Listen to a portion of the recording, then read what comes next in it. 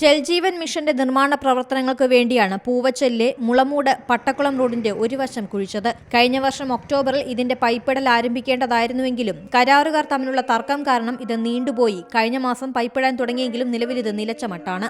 Road കുഴിച്ച മാസങ്ങളായിട്ടും നിർമ്മാണം നടക്കാതായതോടെ പാതയോരത്തെ വീടുകളിൽ താമസിക്കുന്നവർ പൊറുതിമുട്ടിയിരിക്കുകയാണ്. മണ്ണ് നിറഞ്ഞുകിടക്കുന്ന റോഡിൽ വാഹനങ്ങൾ കടന്നുപോകുമ്പോഴുണ്ടാകുന്ന പൊടിപടലങ്ങളാണ് നാട്ടുകാരെ വലിക്കുന്നത്.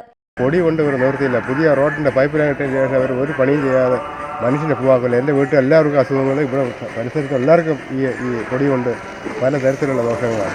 റോഡിന്റെ ഒരു വശം മണ്ണിട്ട് നികത്തിയെങ്കിലും ഇവിടെ കുഴികൾ രൂപപ്പെട്ടതോടെ വാഹനങ്ങളേറെ ബുദ്ധിമുട്ടുന്നുണ്ട്. പൊടിശല്യം രൂക്ഷമായതോടെ പ്രദേശവാസികൾക്ക് വീടുകളിലെ വാതിലുകളും ജനലുകളും തുറന്നിടാനാകാത്ത അവസ്ഥയാണ്. കിണറുകളിലെ വെള്ളത്തിൽ പോലും പൊടി കൊണ്ട് നിറഞ്ഞു. ഇവിടെ ഒരു കട ഞാൻ നടത്തുകയാണ്. ഒരു ആളുകൾക്ക് കൊടുക്കാൻ നോക്കുന്നുണ്ട്. ഭയങ്കര ഇതായിരിക്കുകയാണ്. എനിക്ക് സുഖമില്ല, ഒരുപാട് പേർക്ക് സുഖമില്ല. സ്കൂൾ ബസ് ഉൾപ്പെടെ ദിവസവും നിരവധി സർക്കാർ സ്വകാര്യ വാഹനങ്ങളാണ് ഇതുവഴി കടന്നുപോകുന്നത്.